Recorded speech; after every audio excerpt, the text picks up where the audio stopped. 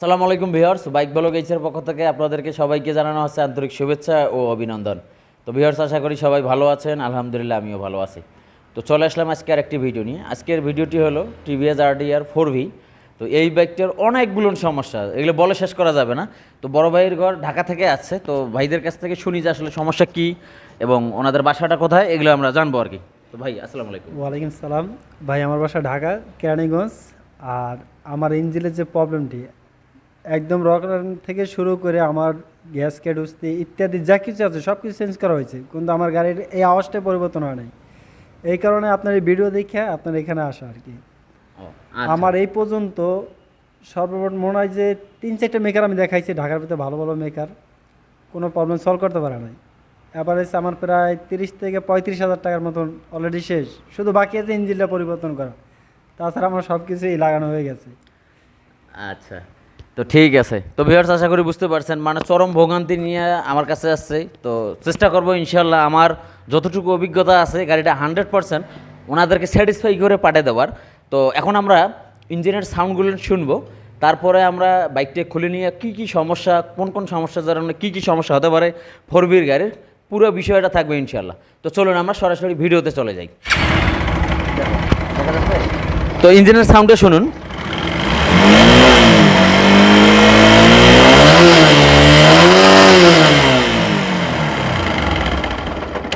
মানে কি বলবো, একদম বাজে অবস্থা। ভিউয়ার্স, আমরা ইঞ্জিনটা মানে ক্লাস সাইড হেড সিলিন্ডার আমরা খুলে নিছি। খুলে নিয়ে আমরা যে সমস্যাগুলো পাইলাম, সর্বপ্রথম বিষয় এই যে ক্লাস হাউজিং, এই ক্লাস হাউজিংয়ের যে এই যে বুস্টটা থাকে আর লকটা থাকে, এটা যেভাবে লাগানো থাকে এভাবে আমি পাইনি। 1 নম্বর বিষয় এটি ছিল, 1 নম্বর বিষয়। তো কিভাবে লাগানো হবে এই বিষয়টা আমি আপনাদের সঙ্গে পরে শেয়ার করতেছি। 2 নম্বর বিষয়, এই আপনারা একটা জিনিস দেখবেন, আপনার এই যে মেইন শ্যাফট, ইনপুট শ্যাফের ভিতরে এই যে এই অংশে দেখেন যে সাদা একটা আপনার পিন দেখা যাচ্ছে, আশা করি আপনারা দেখতে পাচ্ছেন। এই যে এটার ভিতরে এই যে দেখেন বাহিরে একটা পিন। তো এটা আপনার সম্পূর্ণরূপে এটা খুলে আমরা ক্লাস অ্যাসেম্বলির মধ্যে চলে আসতেছি, মানে চলে আসছিল। তো এটা আমরা হাত দিয়ে পাইছি। তো এটা এখন আমরা সেট করব, কিভাবে সেট করব সেটাও আমি দেখাবো। তারপরে 2 নম্বর বিষয় যে দেখেন যে সিলিন্ডারের ভিতরে হাতে বানানো গ্যাসকেট দিছিল 3টা, মানে অনেক মোটা করে, এখানে একটা সমস্যা। তারপরে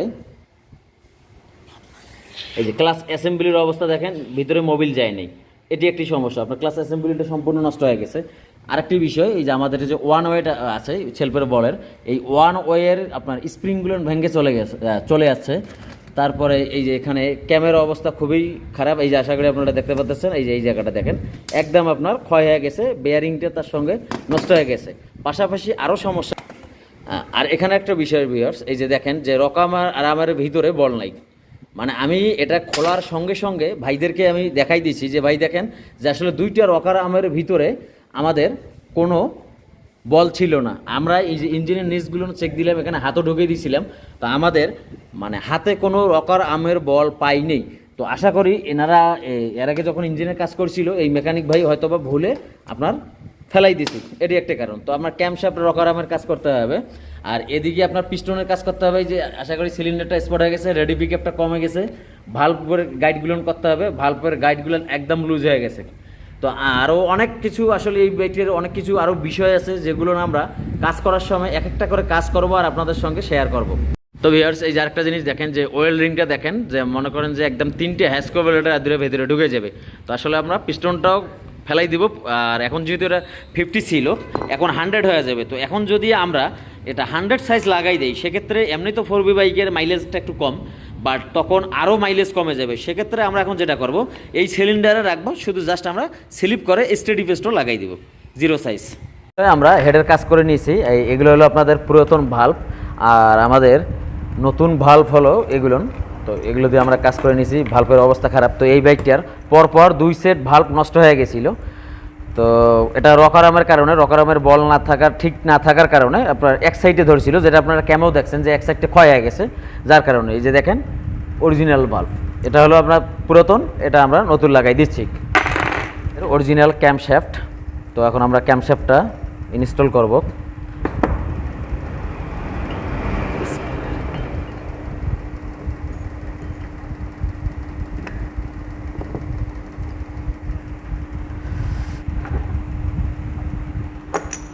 তো এগুলো হলো আমাদের পুরাতন রকারাম। আর এগুলো হলো আমাদের নতুন রকারাম। তো এই রকারাম যখন লাগাবেন তখন দেখবেন এক্সস্ট ইনটেক সাইড এটা কিন্তু মার্ক করে দেওয়া আছে। তো অবশ্যই ইনটেক সাইডে এক্সস্ট সাইডে মানে এটা 19-20 করা যাবে না বা ঘুরাঘুরি করা যাবে না। তো এখন আমরা ইনটেক সাইডেরটা লাগাবো। বিসমিল্লাহির রহমানির রহিম।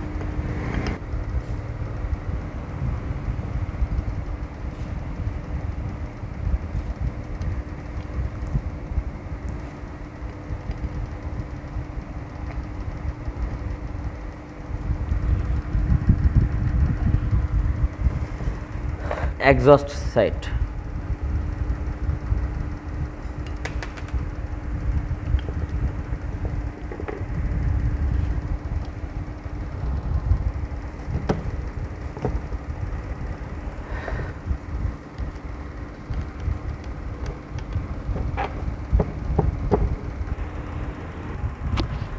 তো এখন আমরা ক্যামের যে লকটা আছে মানে আটকায় ধরবে এটা লাগাই দিব।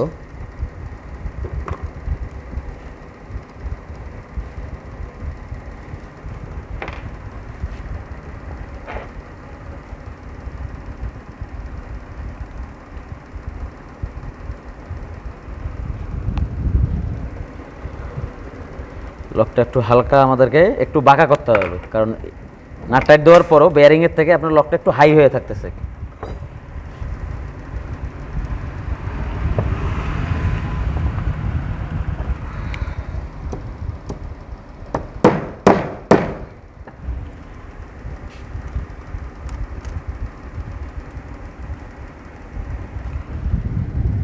এখন আপনার ক্যামে এই ওয়াশারটা টাচ করছে মানে ঠিক আছে। এখন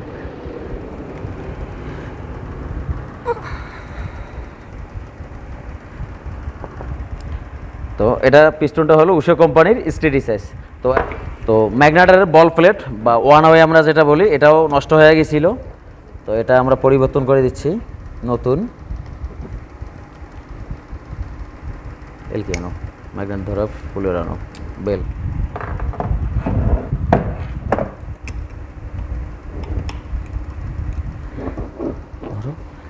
আমরা পরিবর্তন করে দিচ্ছি। এই যে আমার হাতে এই হাতেরটা হলো পুরাতন আর এটা হলো আমাদের নতুন অরিজিনাল।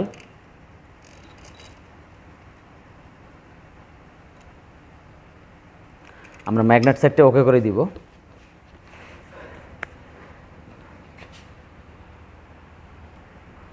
তো এখন আমরা ম্যাগনেটটা লাগাই দিচ্ছি।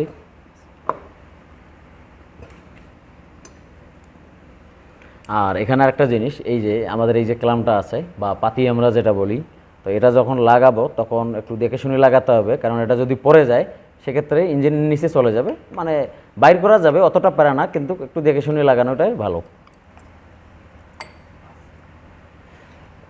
একটু হাত দিয়ে চাপ দিয়ে ধরে এটা লাগাই দিবেন, না হলে আবার ওই পাতিটা পড়ে যাবে নিচে।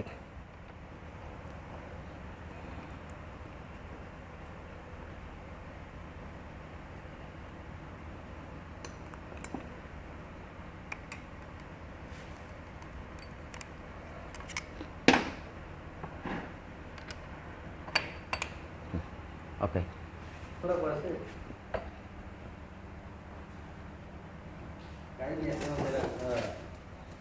তো এখন আমরা পিস্টনটা ইনস্টল করব সিলিন্ডারটা।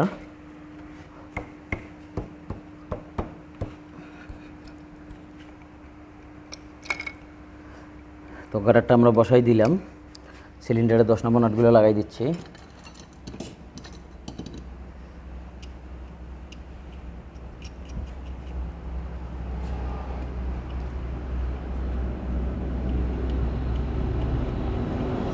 বারো নম্বর এল দাও।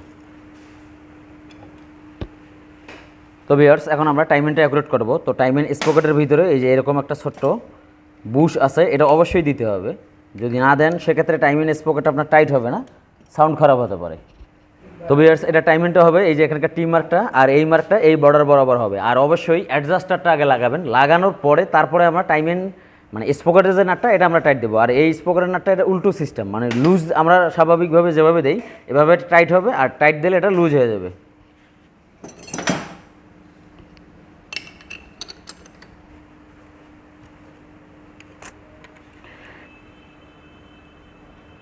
তো ভিউয়ার্স এখন বিষয়টা হলো যেটা এই যে আমাদের পিনটা বাইর হয়ে আসছে, এটা এখন আমরা ফিটিং করব। এটা লাগাবো এই যে ভালপে একটু আমরা আটা দিয়ে নিছি, আটা দিয়ে এটা সুন্দরভাবে বসাই দিয়ে গুনে দিয়ে আবার এটা ক্লিয়ার করে দিব।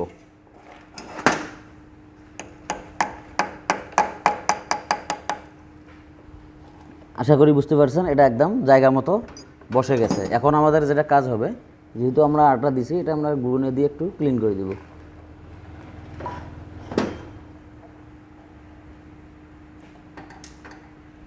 বাস, এখন আর আমাদের কোনো প্যারা নেই। তো এখন বিষয় হলো যেটা আমাদের ক্লাস হাউজিংটা সেট করা। তো ক্লাস হাউজিং সেট করার আগে অবশ্যই এই যে লক যেটা আছে, এই মাথাগুলো বাইরের দিকে থাকবে, তারপরে আমাদের নিচে লকটা থাকবে। এটা আপনার 2V যেটা, সে সিস্টেমটা আলাদা, বাট 4V বিষয়টা আলাদা। তো এই বিষয়টাও ভাইয়ের ভুল ছিল। তো এই যে দেখেন, আমরা এখন এটা বসাই দিব।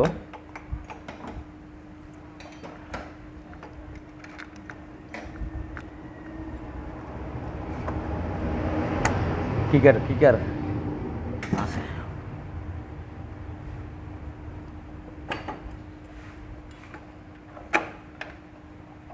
বসে গেছে। এখন আমরা যদি টান দেই তারপরও বাইর হবে না। তো এভাবে এটা বসাতে হবে। তো ক্লাস অ্যাসেম্বলিটা আমাদের সম্পূর্ণ নতুন, ক্লাস প্লেটগুলো ভিজিয়ে রাখছিলাম।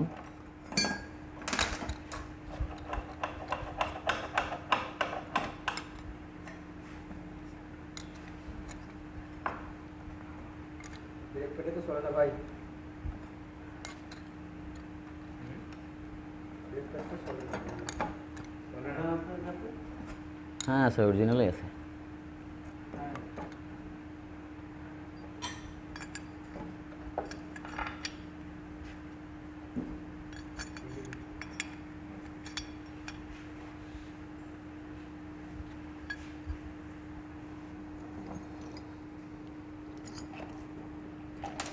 তো এর ভিতরে একটা ওয়াশার আছে, এটা দিয়ে দিলাম। এখন আমরা ক্লাস অ্যাসেম্বলিটা সেট করে দিব।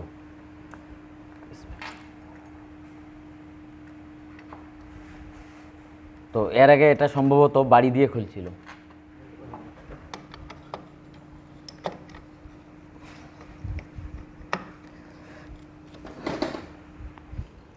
তো ভিউয়ার্স, আমরা এখন ক্লাস কভারটা লাগে বাইকটা স্টার্ট দিব। তো স্টার্ট দিয়ে আপনাদের সঙ্গে কথা বলতেছি। বাইকটা আমাদের স্টার্ট হয়ে গেছে। তো এই 10 নম্বর নাটটা হেডের খুলে লুজ দিয়ে দেখবো যে আপনার ইঞ্জিন অয়েলটা হেডে ঠিকভাবে আসতেছে কিনা। এই দেখেন, লুজ দেওয়া মাত্রই আপনার ইঞ্জিন অয়েল চলে আসছে। এটা আমরা ফুল লুজ দিলে একদম এভাবে দৌড় দেবে।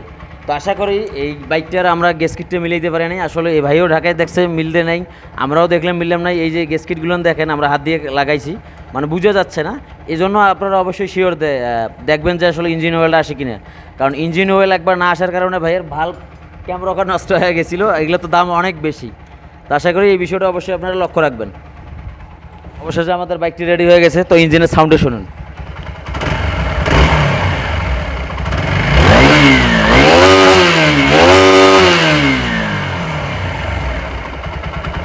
তো বাইকটার ইঞ্জিন ফ্রি হয়ে গেলে আরও একদম সুন্দর সাউন্ড হয়ে যাবে। তো ভাই বলেন কি অবস্থা? এখন একটু ভালো লাগতেছে, স্বস্তি নিঃশ্বাস পাইছি। আচ্ছা আচ্ছা আচ্ছা, আগের জিনিস ফিরে পাইছি। আচ্ছা এটা হলো মোট কথা। আচ্ছা আচ্ছা, ঠিক আছে। যাক, কাজটা খুব ভালো লাগছে। ইনশাল্লাহ ভাইয়ের সাথে আবার দেখা হবে। আর কাজ করে খুব ভালো লাগলো। ঠিক আছে, তো ধন্যবাদ ভাই। তো ভিউয়ার্স, আশা করি বুঝতে পারছেন অনেক রাইড হয়ে গেছে। তো ভিডিওটি ভালো লাগলে অবশ্যই লাইক করে দিবেন, মূল্যবান মতামত কমেন্টস করে জানিয়ে দিবেন। সবাই ভালো থাকবেন, আল্লাহ হাফেজ।